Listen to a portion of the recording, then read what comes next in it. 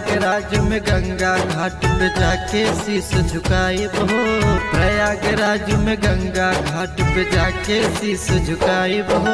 प्रयागराज में गंगा घाट पे जाके शीश झुकाए हो।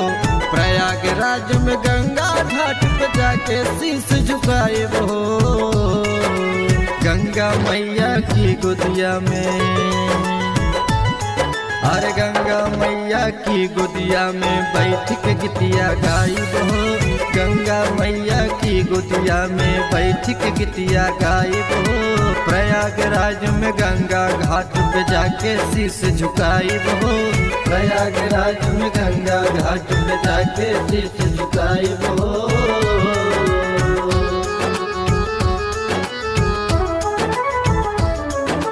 जाके शीश झुकायब हो।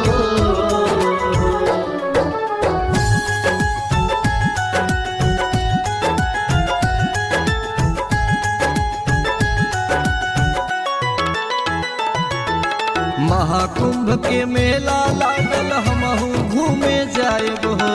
महाकुंभ के मेला लागल हमहू घूमे जाएब हो। गंगा में स्नान करब, गंगा में स्नान करब हम भगवा चटक चढ़ाएब हो।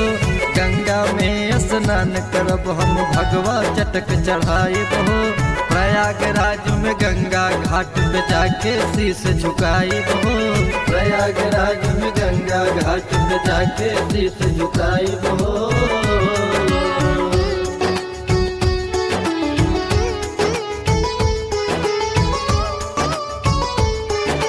जाके शीश झुकाएब हो।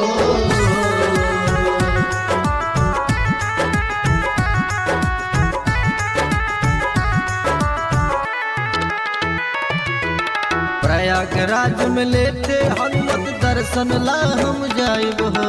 प्रयागराज में लेटे हनुमत दर्शन ला हम जाएब हो।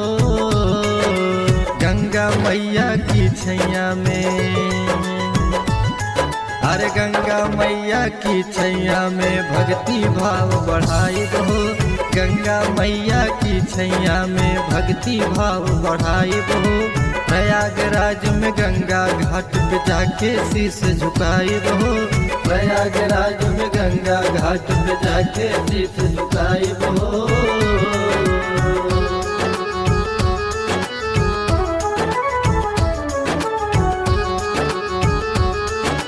जाके शीश झुकाएब हो।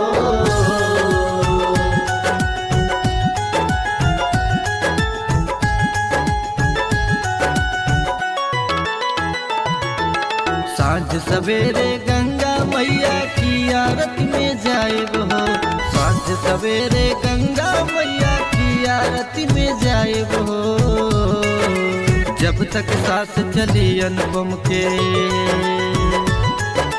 जब तक सांस चली अनुपम के माई के गीतिया गायब हो। जब तक सांस चली अनुपम के माई के गीतिया गायब हो। प्रयागराज में गंगा घाट पे जाके शीश झुकाएब हो। प्रयागराज में गंगा घाट पे जाके शीश झुकाएब हो।